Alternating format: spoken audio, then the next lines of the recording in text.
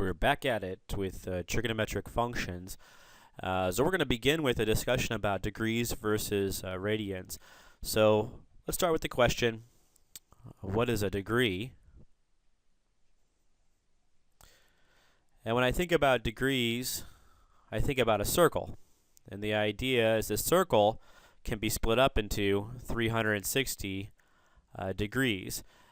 So usually we say maybe, this is real small, right? 1 degree, 2 degrees, 3 degrees.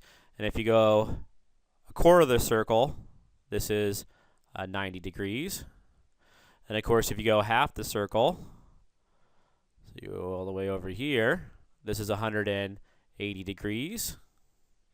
I don't know if you can see that. Let's see. So 180 degrees, and then if you go 3/4 of the circle, all the way down here, that should be 270 degrees. And we typically measure degrees in a counterclockwise manner. And then finally, if you go all the way around, how many degrees do we have? 360 degrees. Now, if you think about this, the question becomes, why 360? And it's somewhat random. All right, so we're not sure if the Egyptians or the Babylonians established 360 degrees in a circle, but at that time period, 5,000 years ago or maybe more, there was a agreement that there are 360 degrees in a circle. Most likely, if you ask the question, why 360? Well, think about it.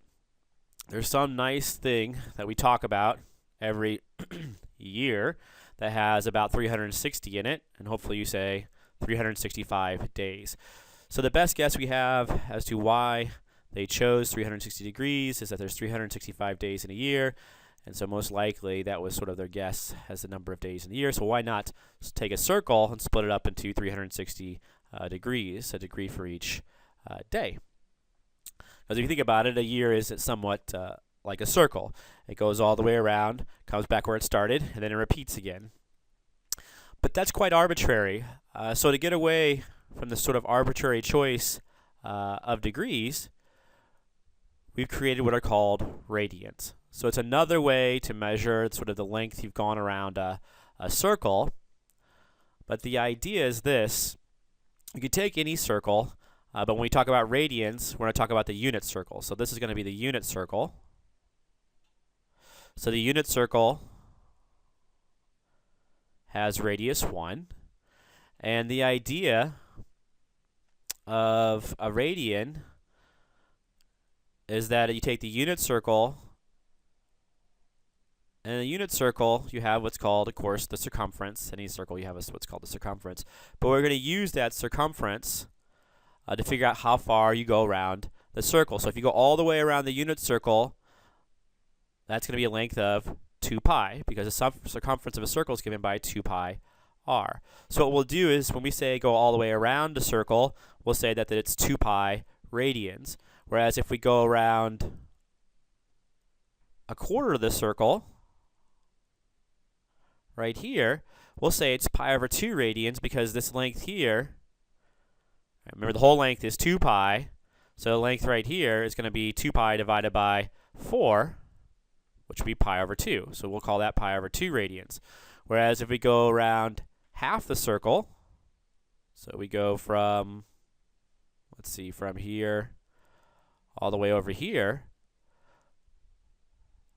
so you go all the way that distance, we'll call that pi radians. Because again, the circumference is 2 pi, so half the circumference is pi. And then you'll see if we go 3/4 of this circle, we'll measure this to be how many radians? Well, it's just this distance in blue, which would be what? If you take 2 pi and divide it by 4, and then multiply it by 3, you're going to get pi over 2, pi over 2, pi over 2, so 3 pi over 2. All right, so basically it's 3/4 of the circumference. And of course, the whole thing around is 2 pi. And so we're going to use this, which is less random than 360, and we can measure any sort of degrees on any circle, because the idea is this. If you give me a big circle or a smaller circle, let's do a bigger circle. So here's a bigger circle of some radius, r. I can always put the unit circle inside it.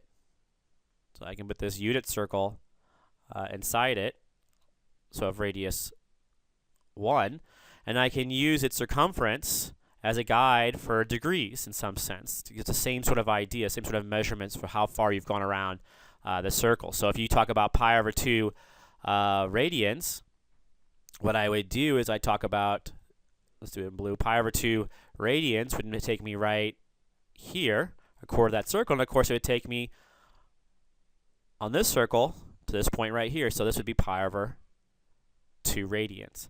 And so that's really the idea. And why do we choose radians over degrees? Because they're less random. Right? There's a reason for radians. The radians depend upon the circumference of the unit circle. So basically we use the unit circle, and that allows us to have nice properties for the trigonometric functions, which we'll see later on.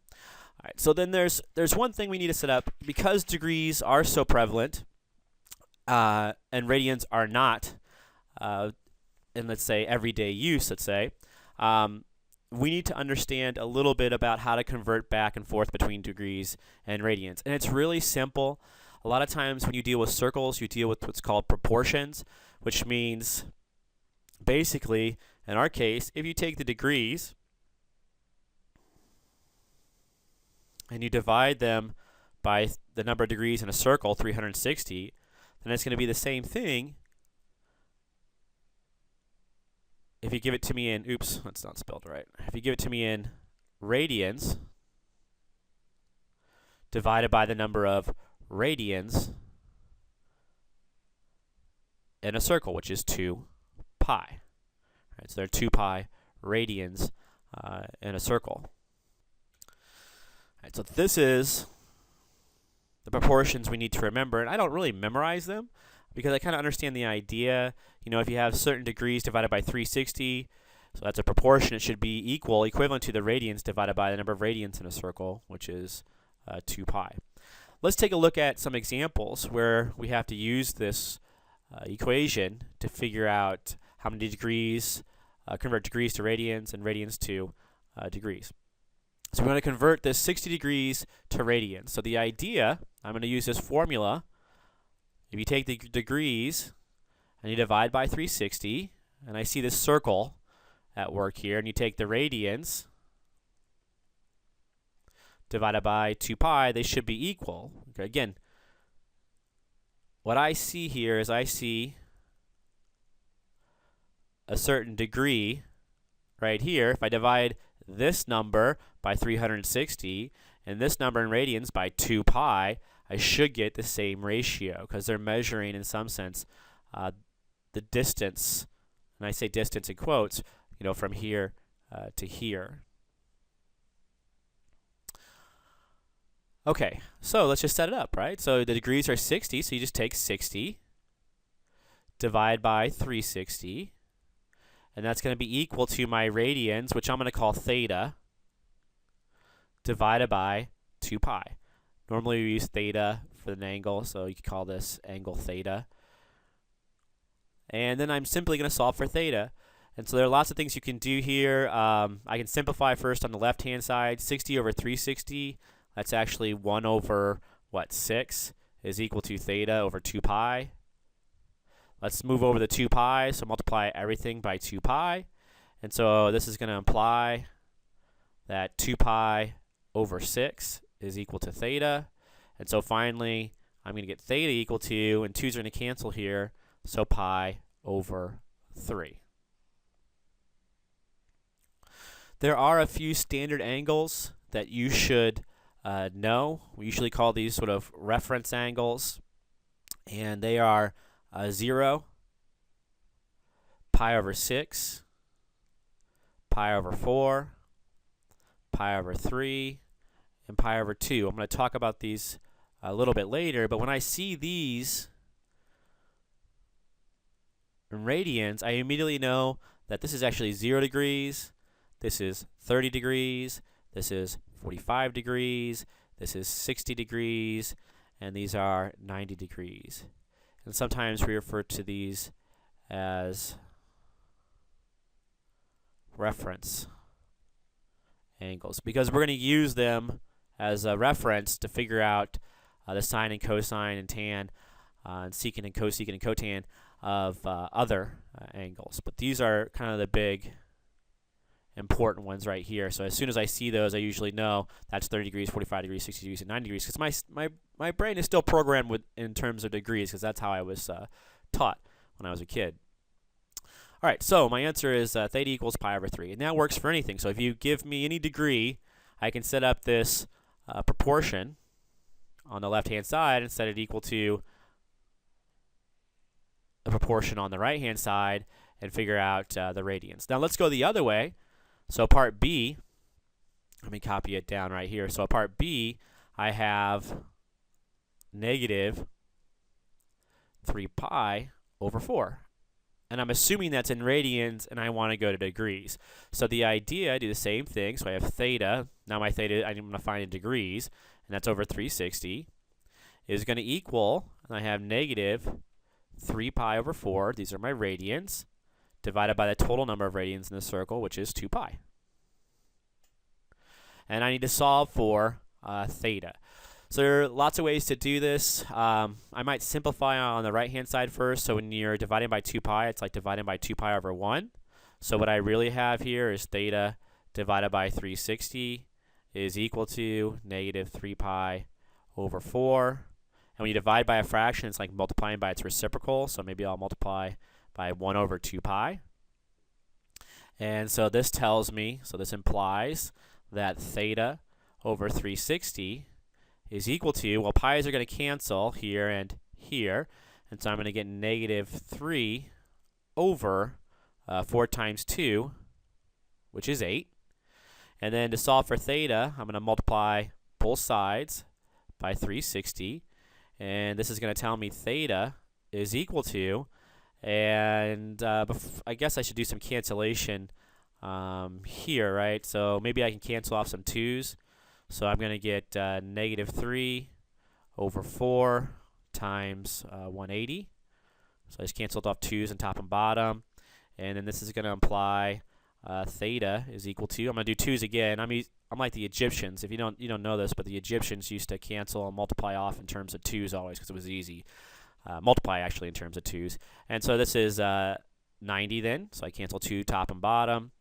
And so finally, this tells me, this implies that theta is equal to negative 3 times 2 cancels here, 2 cancels here, 45. And I'm going to get my answer. That implies theta is equal to 45 times 3. What is that? 90, 135. So negative 135 degrees. It's important you can do the basic arithmetic.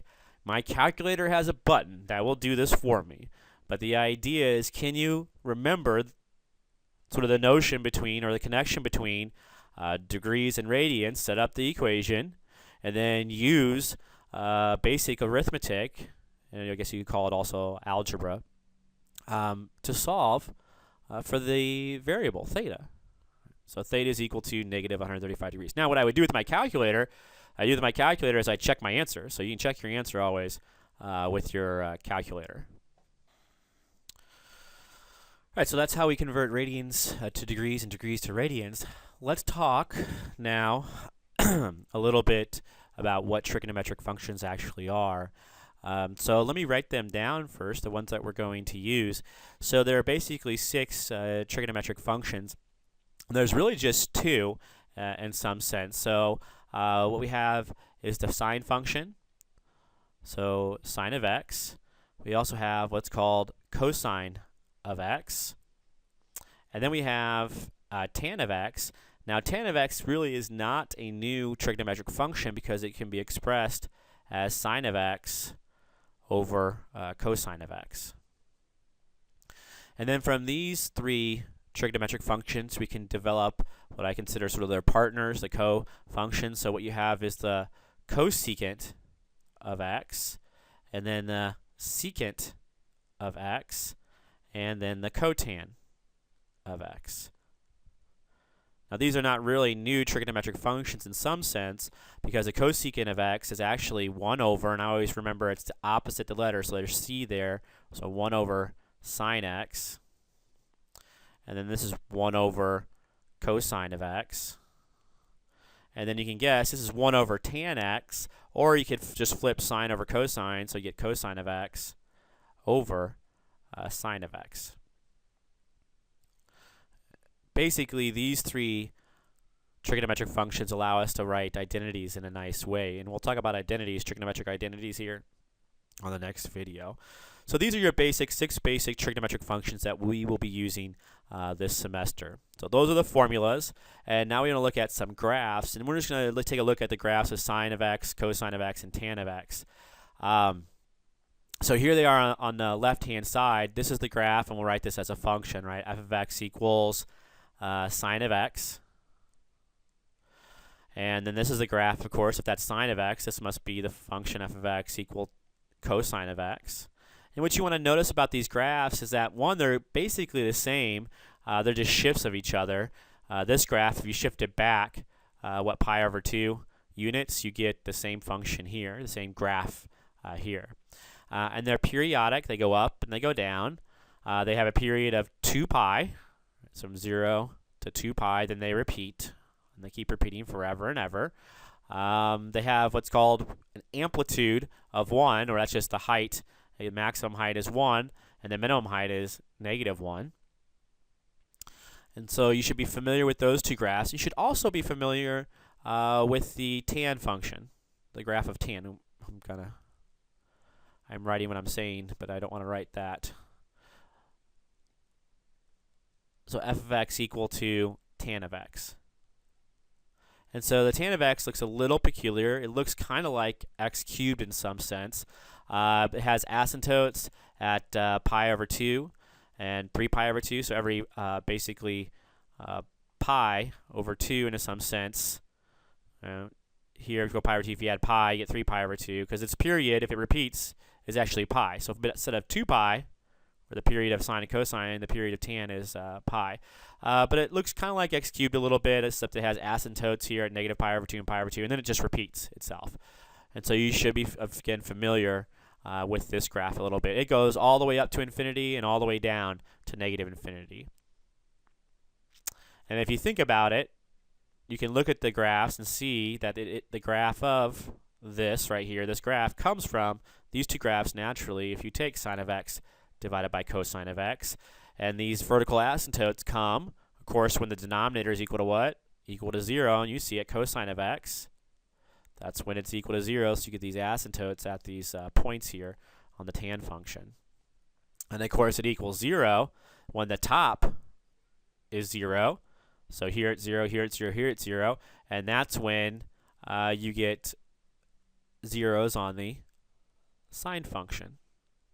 So you can kind of see how these points, correspond to those points there, and where these points here certainly correspond to the asymptotes on here. Now, if you ever forget the way that these functions look, it's not hard to have your calculator, since you have a graphing calculator, to graph them. You just have to remember a few things. So let me show you a few things on here. So on your mode, hit mode, make sure you're in radians. A lot of times students will wind up in degrees for a different class, and all the problems will basically be slightly off. So make sure you're on radians. So if you're not, go to radians, hit enter, and then you hit down and see I'm on radians. And if you want to graph something, you can always graph it. So suppose I forgot how to graph the sine function. So you could always hit sine of x, and then hit window. And if you want a nice window, you have to know a little about the sine function. So I'm going to go from -4 pi. I'm just choosing -4 pi. I could choose -2 pi to 2 pi. 4 pi. Let's just make a nice little window here, because I know the period's 2 pi, so I'm going to capture a lot of the activity. I know the lowest height is -1, and the maximum height is 1. Right, so the minimum height's -1, the maximum height's +1. And I'll hit graph, and you should get a nice looking graph of the sine function. So you have to know a little bit about it to get a good looking graph. If you don't know anything about it, and you try to graph it, so I'm going to graph it in a standard window, -10 to 10, you know, it still looks okay. You know, it looks better, though, if you know where to look. All right, let's talk about the next thing. So these graphs, where do these sine and cosine and tan functions come from? So I think this is important, and you've seen this before, but I think you're probably ready to really start to understand where trigonometric functions really come from. Right? They're called trigonometric functions. So I mean, let's just write down the word trigonometry, because that's where it comes from. And the idea of the word trigonometry, if you think about this, it's tri, it's gon, and it's metry. All right, so tri means 3, and if you think real hard and you think about words with gon in it, like polygon, hexagon, octagon, this is really like sides. And then metry, if you think about this, geometry, trigonometry, metry actually means sort of like measure, right? So really, what trigonometry is the study of or the measurement of three-sided figures, and that's it. Right? So in the beginning, if you think about what the sine of an angle or cosine of an angle, the tan of an angle actually is, right? So what is actually the sine of this angle theta? Well, how would I find it? Or the cosine of this angle theta, how would I find it? Or the tan of this angle, how would I find it? What you would do is you'd have a triangle that has angle theta, and to find the sine of theta, you'd say it's so, which is the opposite over the hypotenuse. So you'd measure this length here, and you'd measure this length here, and you divide those two numbers, and that's what we would define the sine of theta to be. Whereas for cosine of theta, we would take the adjacent over the hypotenuse, so ka. That's how I remember that. So ka.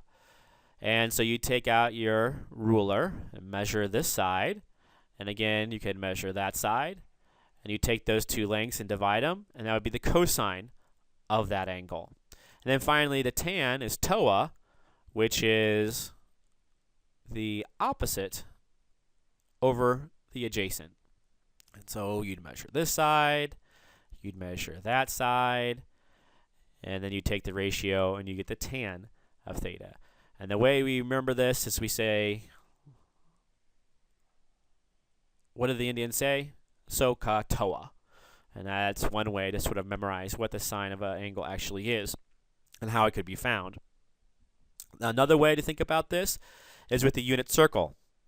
So on the unit circle, what you can do, let's do this in red. You have a point here, and each point can correspond to an angle.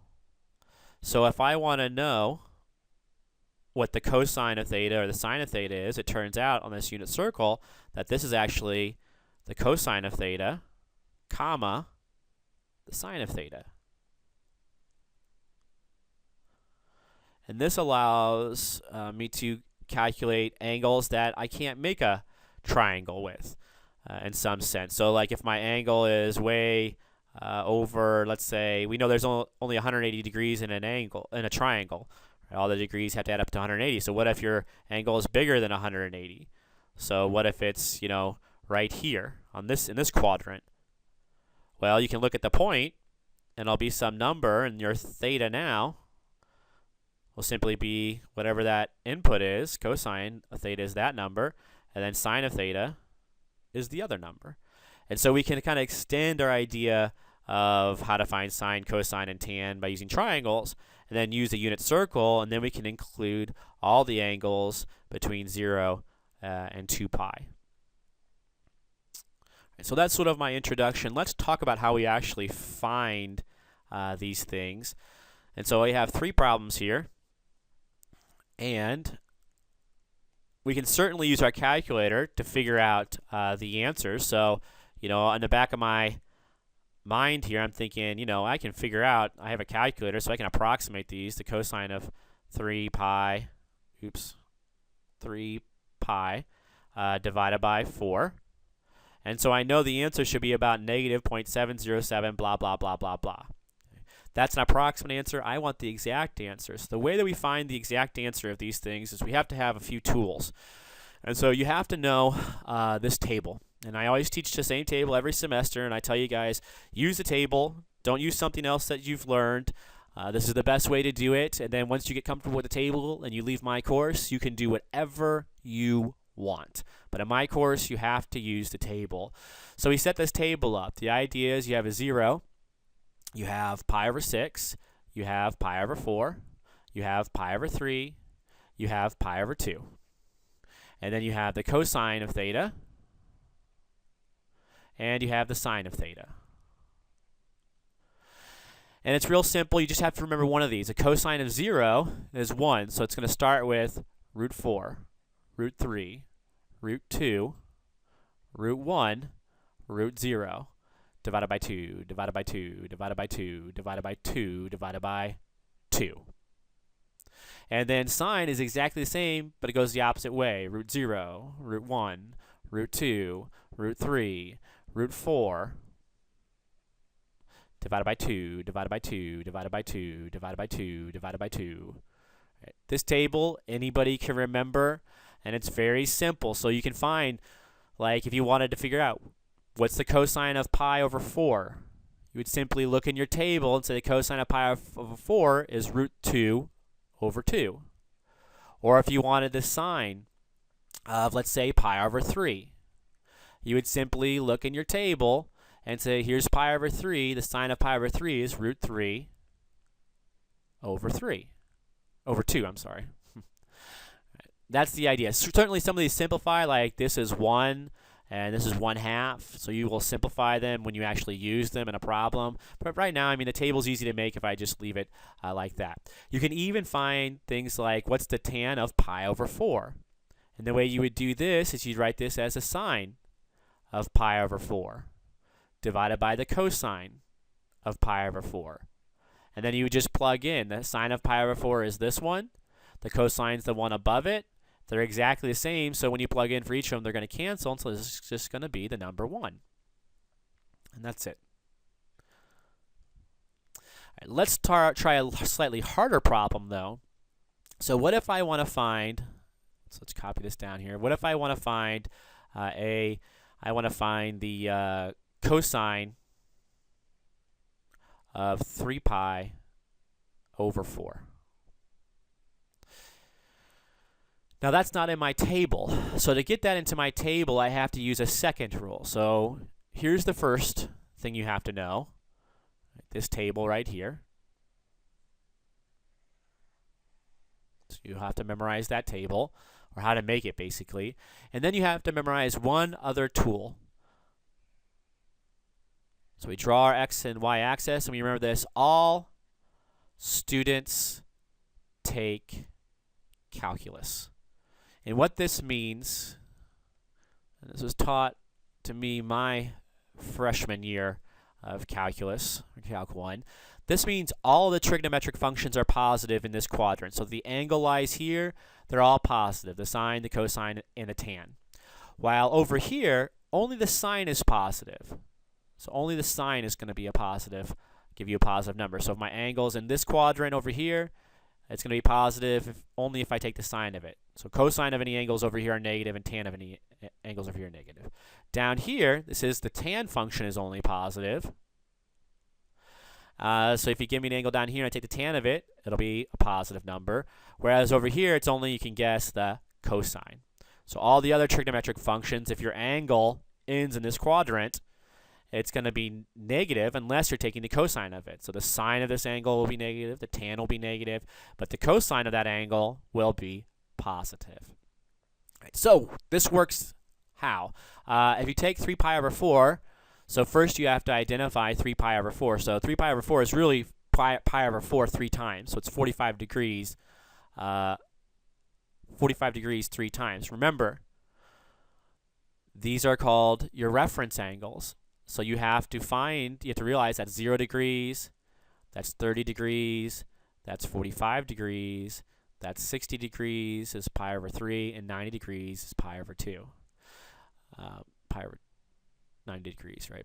Pi is 180 degrees. That's also a nice one to know. And of course, 2 pi is 360 degrees.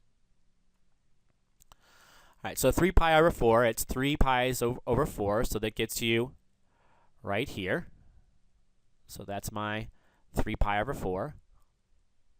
And the reference angle is the angle it makes with the x-axis. So right here, this is my reference angle, and it's really easy to find because that's 3 pi over 4, so this is actually pi over 4. And so this is going to be equal to, and since it's in the second quadrant and the sine is the only one that's positive, we have to make it negative because we know the cosine will be negative of that angle, and then we write down the reference angle. So it's equal to negative cosine of pi over 4. And then that one I can look up in my table, so that's negative, and if you look up in your table, cosine of pi over 4 is root 2 over 2. So negative root 2 over 2. At first, this seems a bit complicated, but you'll catch on real fast. And you have two options here. You can either learn this, like I did basically in high school, or you can decide not to learn it, which some students decide to do. And then later on, in the course where they assume that you know this, you can struggle with it and fail to learn the concept that they're trying to teach you.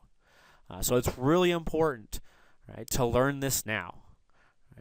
I cannot stress the importance. So please, please, please learn it now, and then you never have to learn it again. It just takes a little bit of work on your part, and it'll make your other courses so much simpler when you talk about trigonometric functions. All right, let's do part B, the sine of negative pi over 3. So how do we find the sine of negative pi over 3? Well, first I'm going to draw a picture of this to figure out where negative pi over 3 is.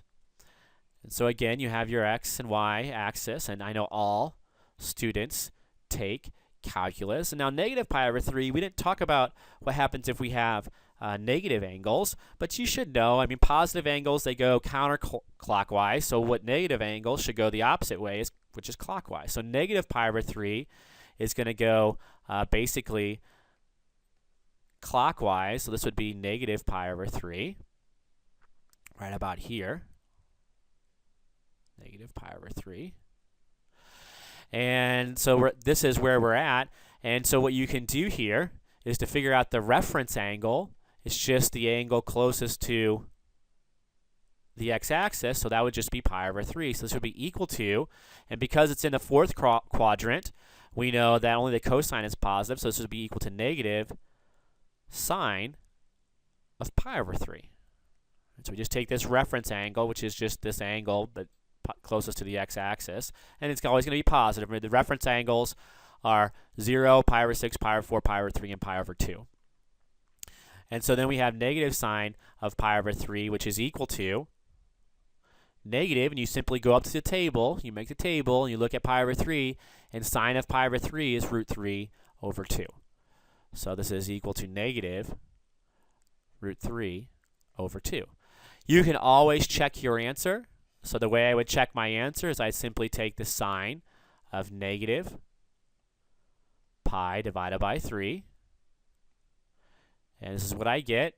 And I'm not sure if that number is that number, but I can check it. So negative second square root of 3 in parentheses divided by 2. And they're the same answer, so they check. So I did it correctly. And then finally, let's try this last one, which is what? The tan of 5 pi over 6. So tan of 5 pi over 6. And so that's going to equal, well, again, I got to figure out if it's going to be positive or negative, the tan. So I'm going to find what quadrant it lies in. So I draw a picture. All students take calculus. Now 5 pi over 6, this is pi over 6 5 times. So it's like 30 degrees 5 times, which is 150 degrees. So you know you're going to lie in this quadrant over here. So over here, this angle is 5 pi over 6. So 30 plus 30 plus 30 plus 30 plus 30 plus 30. And my reference angle, well, suppose I didn't know what my reference angle actually was here. I mean, I know it's whatever this angle is, and I can tell it's pi over 6. But if I didn't know, notice what I could do is I could take this whole angle from here to here, which is pi, and I could take away 5 pi over 6. And now I'll have to do a little bit of arithmetic here. Get a common denominator, so common denominator is going to be 6.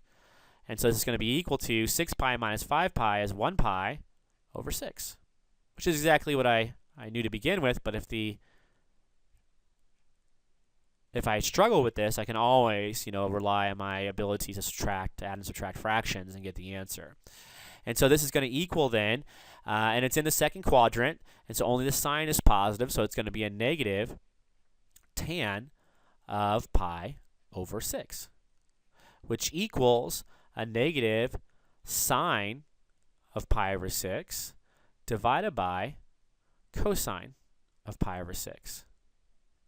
And to find that answer, I go back up to my table, and I'm going to look at my table. So I go and look for pi over 6, which is right here, and sine of pi over 6 is 1/2, where cosine is root 3 over 2. So I simply come down here and copy down these answers. So I have negative 1/2 on top, and on the bottom, I have root 3 over 2. And I'm going to simplify this. So I have negative 1/2. When you divide by a fraction, you multiply by the reciprocal. So 2 over root 3. The 2's are going to cancel, and I get negative 1 over root 3. Now you can leave it like that, or you can rationalize the denominator, which is what we typically do. So you multiply top and bottom by root 3, and you get negative root 3 over 3 for your answer. Let's check it. It's easy to make silly mistakes, so let's make sure we did this right. And so I can take the tan of 5 pi over 6, and I get my answer. And let's check to see if that's the same answer. So negative second square root of 3 divided by 3. And lo and behold, they're the same, so I did it correctly. Real quickly, I forgot to cover one last thing here on the first example. If you take a look at it, let's go all the way up to the top here. I forgot one little thing to draw the picture on these, so that's actually really important to do to make sure you understand where these different angles lie. So on this first problem, where we did 60 degrees, I should also include a picture of this. So here's my x, here's my y. A picture of 60 degrees, of course, would look something like this. So this would be my pi over 3. Or you could write 60 degrees. Whereas down here, where I have negative 3 pi over 4, which is negative 135 degrees, the picture is going to look a little bit different, of course. So I'll draw my x and my y axis. So a negative 135, instead of going counterclockwise, you're going to go clockwise. You're going to wind up over in this third quadrant here. So this is this negative 135 degrees. Or we could write negative 3 pi over 4. So I'll make sure you guys see that.